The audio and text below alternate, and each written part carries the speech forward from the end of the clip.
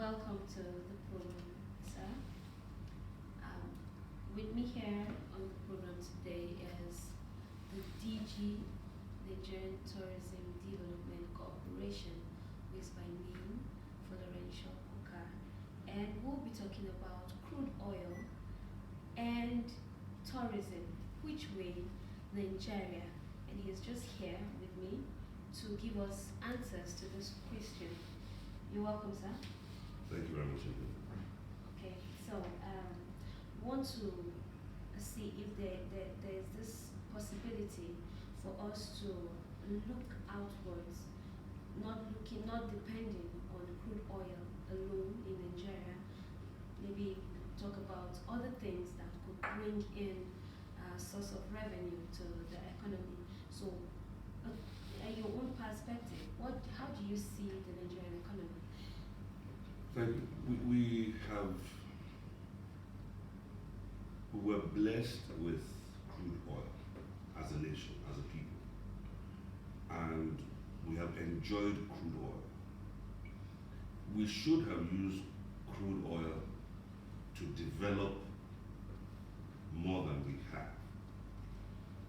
And what is happening in the world now, the prices are down for the crude, the cost of exploration is increasing, the pollution issue,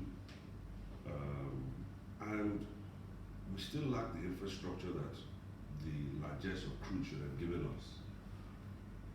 So we have pretty much been a singular revenue or dependent economy, and the government is trying to diversify, and diversification into alternative sources of income, being agriculture, broadening the manufacturing base, securing the markets and protecting the market so that the people who are investing, for example, in agriculture, for example, rice, can get a fair price for their rice in the market. But if you don't protect your economy, I'm speaking about quite a few things in one word. Oil has been a blessing to us. I won't say it's been a curse, because without oil, what would we be today? Where would we be today? So oil has been a blessing. It will continue to be a blessing for as long as there's value to it.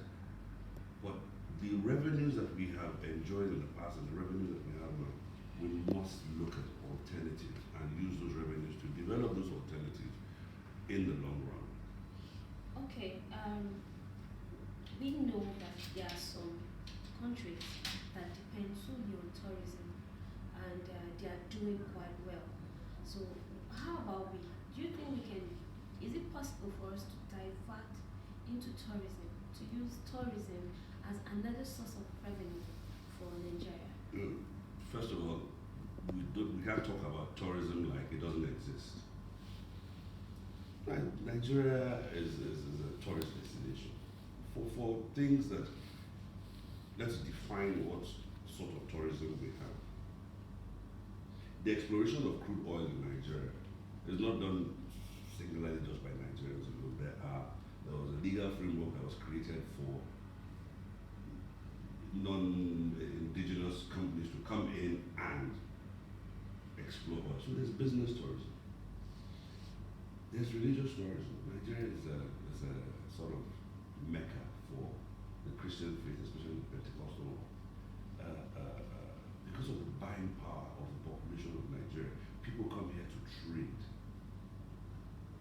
Now, because you don't see images all the time of the kind of beautiful beaches you see in Brazil, you assume that tourism doesn't exist here. And this has to do a lot with the definition that tourism is a business. It is the business of transportation, hospitality, and entertainment. All those three components that are the core bits of tourism, they are big business. So we must just put tourism as if you don't see the leisure side of it, it's not happening. Let me interrupt you a bit. Why I meant tourism, we have many ways in which we can define tourism, or I'm actually talking about tourism as the leisure. Yes, let's say our own endowment. some things are already there. Let's talk about waterfalls. Let's talk about hills and mountains. All of that. Just like Dubai, you go there, you see the places. So beautiful. Nigeria is a beautiful country as well. I agree with you. We are blessed with a huge heritage of natural resources, waterfalls, mountain ranges, deserts, the delta. We have a very rich and diverse culture. Yes, it is a gold mine. But let me ask you one question. If I say let us go and look at waterfalls in one remote area where there's no GSM signal, the road to get to it is kind of not very comfortable. It's only that thing that you will go and see, that waterfall. There's no cluster of activities around it. I offer you that, or I say, I want to introduce you to the new mediums of cultural expression of Nigeria. So there is a festival in the National Stadium in Abuja of film, of fashion, of music, of food, and there will be a wonderful church revival service at the end of it, which is more appealing. They're all Nigerian tourism assets, all of them. There are some old traditional ones and there are some new ones. But that's what we have as a basket of assets as a country to promote tourism. So the tourism already exists. What does it require to become the sole revenue generator, like you have said, in some countries? The laws that govern tourism in Nigeria, they're old. They need to be reviewed. And without that legal framework that allow the oil industry to grow, that allow the telecoms industry to grow, that allow the banking industry to grow, that's allowing the digital revolution to occur, without that legal framework being adjusted, it's tough for it to grow.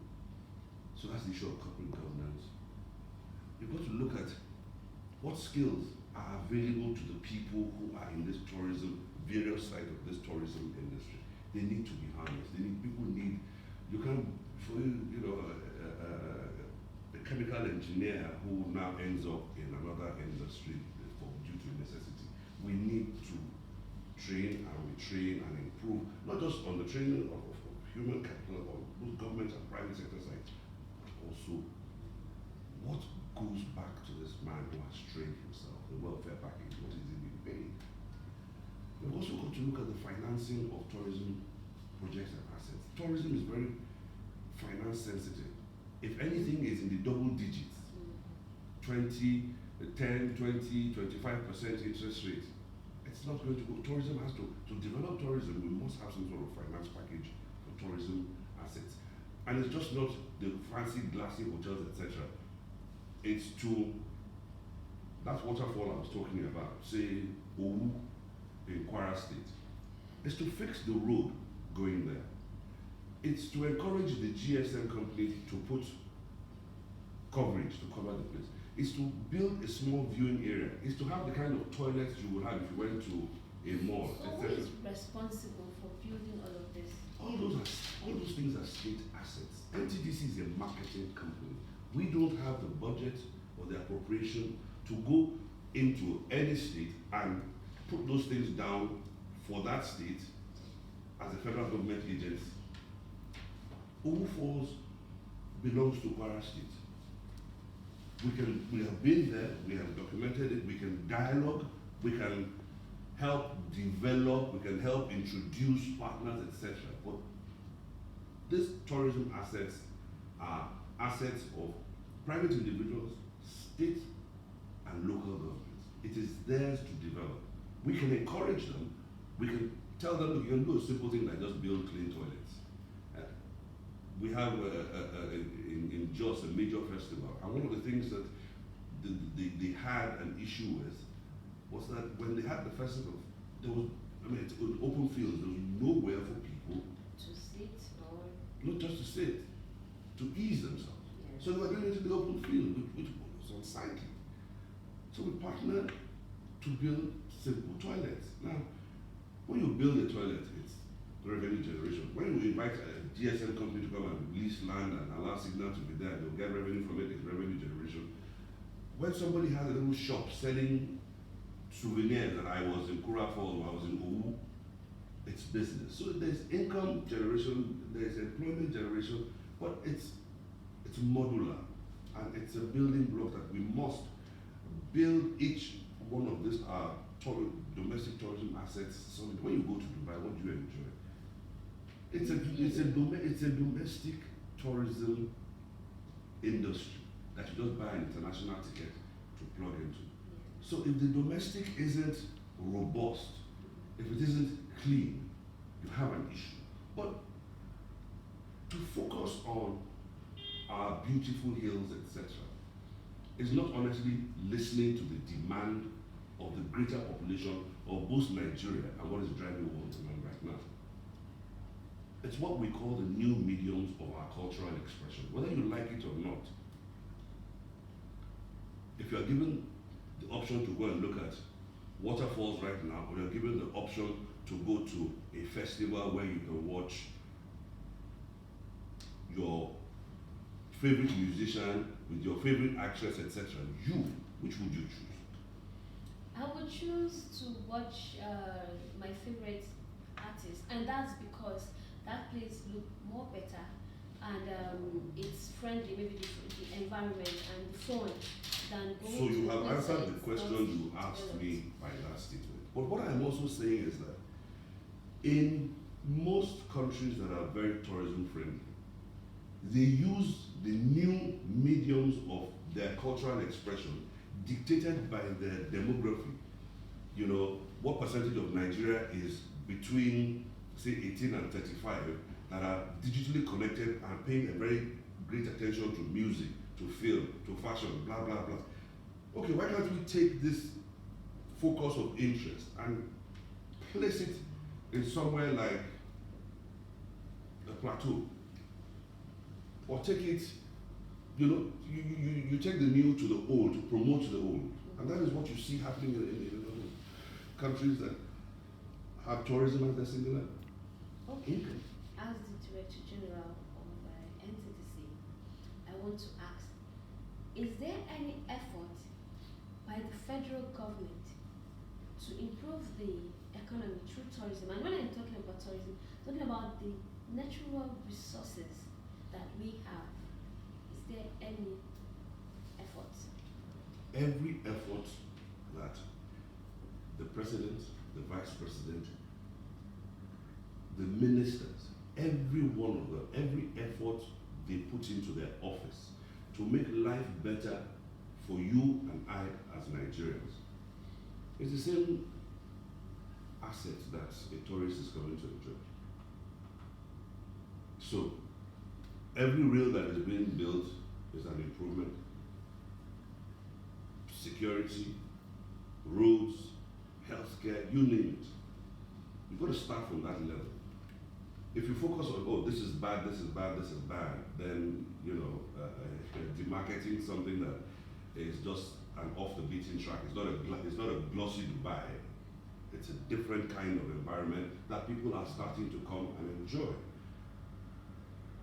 What are we specifically in NTDC doing? First of all, as I said, we've spent 2 years on the issue of the law. If the law isn't right there for private sector, public sector to see tourism as a business and an investment, you will find that you are not able to market. We're looking at the human capital. What skills do we even as in government have? And you know the world is digital. Before, you needed a helicopter pilot and a cameraman to capture an aerial view of the falls. Now you need a drone. Yes. Before we were 090, now we're on GSM. You see, the world is moving ahead, the world is changing. There are different ways to package and market our traditional tourism sites, our cultures and traditions and customs.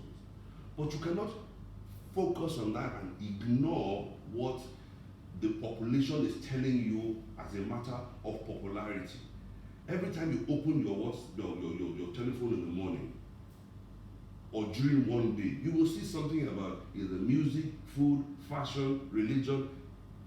That is what the market is telling you, and you don't market away from what the demand of the market is. You market with what the market demands. Now, what's the market saying? It's saying that don't ignore the creative industry of Nigeria, because the creative industry of Nigeria is returning value to Nigeria. You don't have to come and drill a hole in the ground to enjoy whiskey. You don't need a visa to enjoy the video. Our local assets are creating value without even moving because of the new digital mediums that exist for you to transfer value and consume. Okay. So You agree with me? it's all right. I just want to maybe some words of advice from you, from private sectors, individuals, and that is let's talk about like in my own state we have this waterfall. It's called Federal Waterfall, and individuals have tried to develop the place. Only that sometimes the state government just stop them. So I want to know: are foreign investors, individuals allowed to invest in such places? Make them Absolutely. better. Absolutely. Look, let me make this statement. If you're the owner of a tourism asset in Nigeria and you want to develop it and you don't know how, first of all, it must be yours. That means you must have title to it. You must own it. In owning it, you can seek to partner with people who have funding, who have expertise, who can develop it in a modular way. You can now look to people around you, what else exists around me, for you to cluster, so that people don't just come to one activity, they come to a series of activities around a location. That is our job, to advise, to help, to market. Ownership of a tourism asset is essential for you to either develop it so you are investing in your asset, or you are able to put something on the table to partner either with a local or a foreign company. Foreign companies coming here. What is wrong with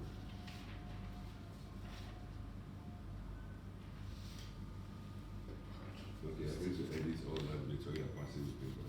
Yes, it will. Okay. So I think that's. Let me just talk. Let me just talk ramblingly about some other things.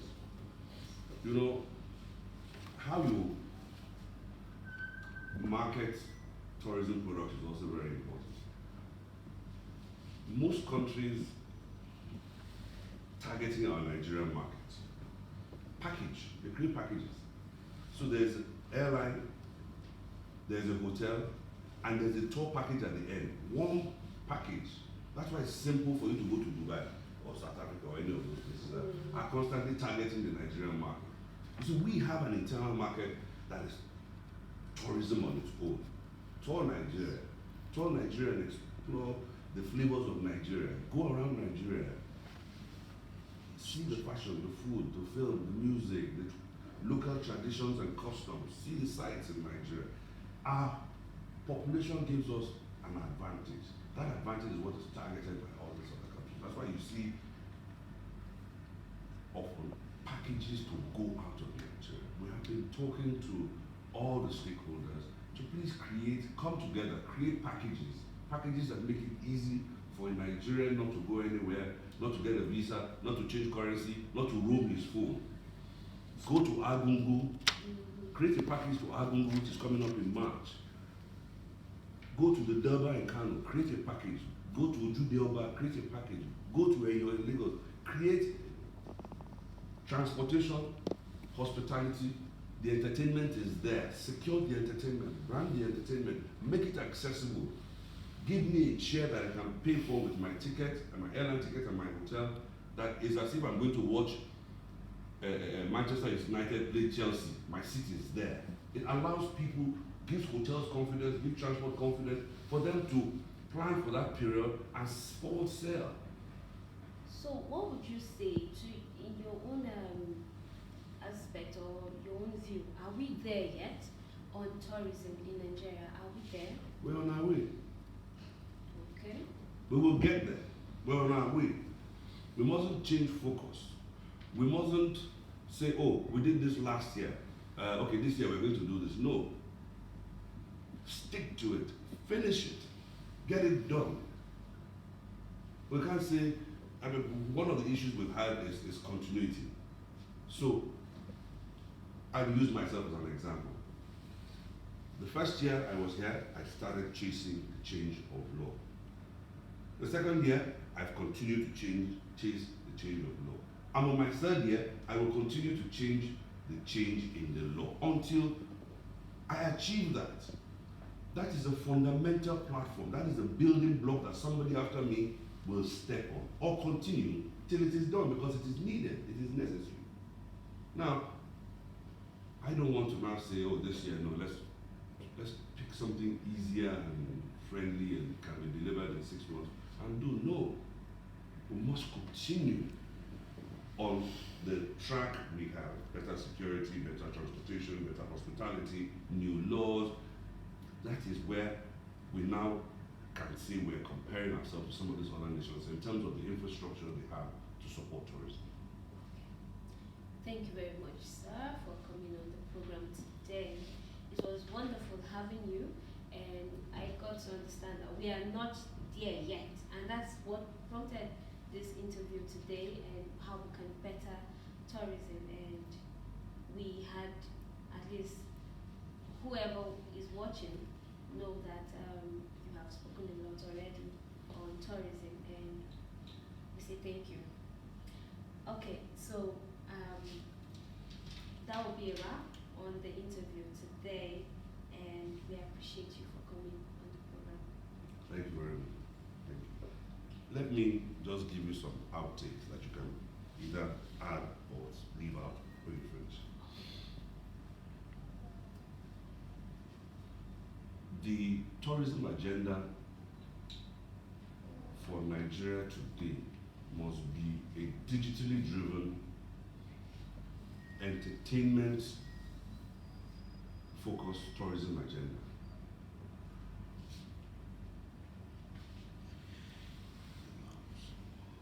As great as tourism is as an income generating strategy for a country, you must also be prepared for some of the unseen or occasionally occurring dangers of tourism. Lagos State had an incident a few years ago, Ebola. Those are some of the dangers of tourism. Today we're talking about coronavirus. We're all drinking water, blah, blah, blah. Those are some of the dangers of tourism. Nigerians go there, and their people come here. How prepared are you for an outbreak? A country of 200 million people, how prepared are you? It's easy to talk about tourism, yes, but there are some other things that come with tourism that you need to be ready for. There are habits, there are issues of crime, there are issues of social misbehavior. I don't want to be specific. That come with tourism. Are we prepared to manage them? So, reacting on tourism, reacting on coronavirus and tourism, do you feel that right now, because from the news and everything, everybody is like, Nigeria is not yet ready, Nigeria is not ready, you know, so when reacting to it, do you feel tourism, people should still be allowed, foreigners should still be allowed into Nigeria, or they should hold on a bit until this coronavirus is? No, we're not going to stop freedom of movement. We didn't stop for Ebola. We became guarded. When we were ready for Ebola, it came. Unfortunately, people died, but it was contained. Are we ready for Corona? I saw the Minister of Health made a statement on television today. Yes, it's monitory. So if somebody comes in ill, you're able to catch, isolate, treat. There's no treatment for it. The only advice is drink warm water, make sure your throat is moist, not dry, wash your hands, and especially pay attention to children who may not be as focused as you are, or you and I are, in terms of prevention. Nigerians go to China. I will tell Nigerians that are going to China, understand the risk of going into the infectious areas and take precautions. On Chinese nationals coming here, if you're sick, please don't. If you're not, please bear with us at our port of entry as we check that you are not sick. We have to be cautious about the incubation period between being infected and being sick. Are you infected? If you're showing symptoms, recognize the symptoms of a high fever, flu-like symptoms, and a persistent cough. This is the world we live in today. So tourists are allowed to come in and out? Look, if you hear that there is Ebola in one village, would you go to that village and sit down and eat a nice meal of banga soup that you see bats hovering around? No.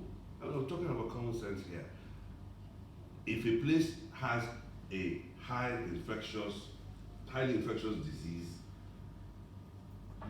what are you going to do there? You're not going to look at the sights and sounds. And if you're going to do business there that is important, that you must go, take precautions. If you don't have to go, don't go. Our own policy, if you're sick or you're coming from a highly infectious area of containment, let us know that you are well before you come here. I mean, you should know that you're well before you come and into such a densely populated country in Africa. What do you have to say about the closure of a Chinese supermarket not long ago? In Abuja here? Yes. It's not about the closure of a Chinese supermarket or any supermarket that belongs to any foreigner or a local person.